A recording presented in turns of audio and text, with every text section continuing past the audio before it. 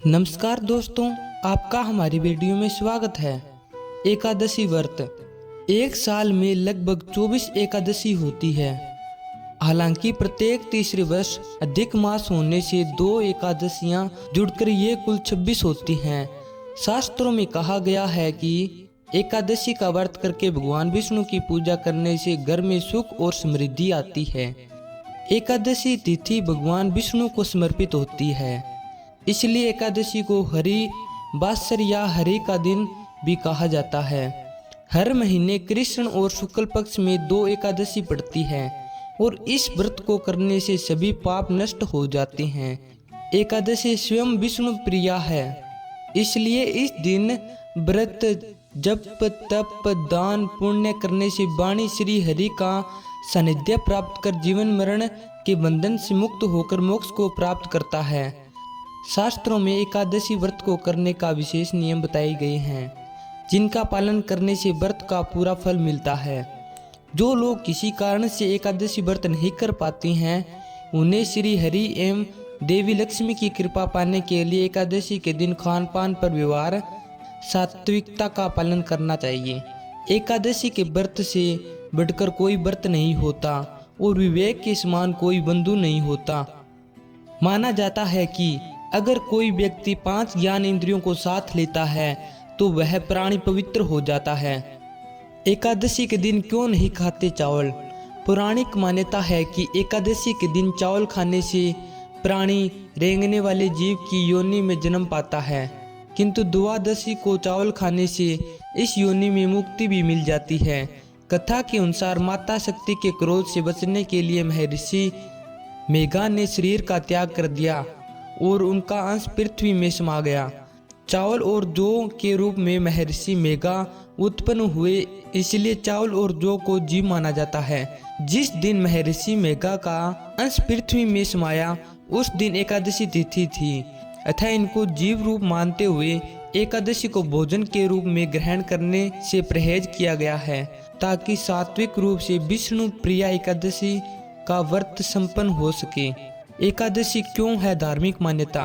ज्योतिष मान्यता के अनुसार चावल में जल तत्व की मात्रा अधिक होती है। जल पर चंद्रमा का प्रभाव अधिक पड़ता है। चावल खाने से शरीर में जल की मात्रा बढ़ती है, इससे मन विचलित और चंचल होता है। मन के चंचल होने से व्रत के नियमों का पालन करने में बाधा आती है। एकादशी व्रत में मन का पवित्र और सात्विक भाव का पालन अति आवश्यक होता है, इसलिए एकादशी के दिन चावल से बनी चीजें खाना वर्जित कहा गया है। आइए जानते हैं किस माह में कौन सी एकादशी आती है। चैत्र माह में कामदा और पाप मोचनी एकादशी आती है। कामदा में राक्षस आदि की योनि से छुटकारा मिलता है और यह सर्व कार्य सिद्धि करती है। तो पाप मोचनी एकादशी व्रत में पाप का नाश होता है और संकटों से मुक्ति मिलती है। विशाख में वरुधिनी और मोहिनी एकादशी आती है। वरुधिनी सौभाग्य देने, सब पापों को नष्ट करने तथा मोक्ष देने वाली है, तो मोहिनी एकादशी विवाह सुख समृद्धि और शांति प्रदान करती है, साथ ही मोह माया के बंधनों से मुक्त करती है। ज्येष्ठ माह में अपरा और निर्जला एकादशी आती है। अपरा एकादशी व्रत से मनुष्य को अपार खुशियों की प्राप्ति होती है। अपरा एकादशी व्रत से मनुष्य को अपार खुशियों की प्राप्ति होती है तथा समस्त पापों से मुक्ति मिलती है। और निर्जला का अर्थ निराहार और निर्जल रहकर व्रत करना है। इसके करने से हर प्रकार के मनोरथ सिद्धि होती है। आषाढ़ माह में योगिनी और देवशन्या एकादशी आती है। योगिनी एकादशी में समस्त पाप दूर हो जाते हैं और व्यक्ति को पारिवाहिक सुख पाता है। देवशयनी एकादशी का व्रत करने से सिद्धि प्राप्त होती है। यह व्रत उपद्रवों को शांत कर सुखी बनाता है। श्रावण माह में कामिका और पुत्रदा एकादशी आती है। कामिका एकादशी का व्रत सभी पापों से मुक्त कराता है, जीव को कुयोनि को प्राप्त नहीं होने देता। पुत्रदा एकादशी करने से संतान सुख प्राप्त होता है। भाद्रपद में अजा और परिवर्तनी एकादशी आती है। अजा एकादशी में पुत्र पर कोई कष्ट नहीं आता, दरिद्रता दूर हो जाती है, खोया हुआ सब कुछ पुनः प्राप्त हो जाता है। परिवर्तनी एकादशी के व्रत से सभी दुख दूर होकर मुक्ति मिलती है। अश्विन माह में इंदिरा और पापकुंसा एकादशी आती है। पितरों को अधोगति से मुक्ति देने वाली इंदिरा एकादशी के व्रत से स्वर्ग की प्राप्ति होती है, जबकि पाप कंसा एकादशी सभी पापों से मुक्त कर अपार धन समृद्धि और सुख देती है। कार्तिक में रमा और प्रबोधिनी एकादशी आती है। रमा एकादशी व्रत करने से सभी सुख और ऐश्वर्य की प्राप्ति होती है। देव उठनी या प्रबोधिनी एकादशी का व्रत करने से भाग्य जागृत होता है।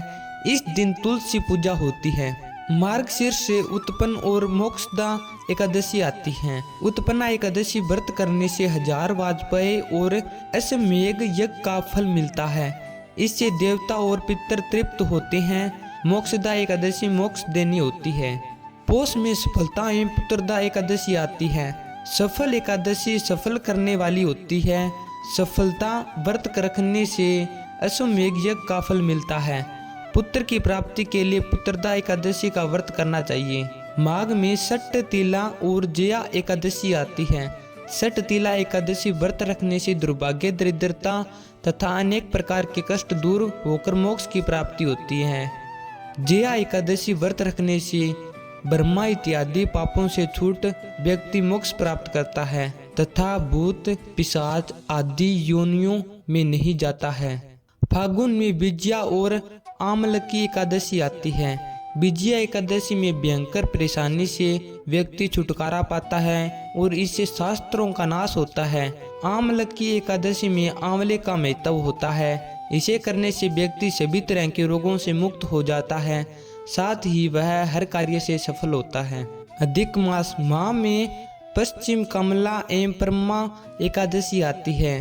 पश्चिम एकादशी का व्रत सभी तरह की मनोकामना को पूर्ण करता है, साथ ही यह पुत्र, कीर्ति और मोक्ष देने वाला है। परमा एकादशी धन विसाव देती है तथा पापों को नाश कर उत्तम गति भी प्रदान करने वाली होती है।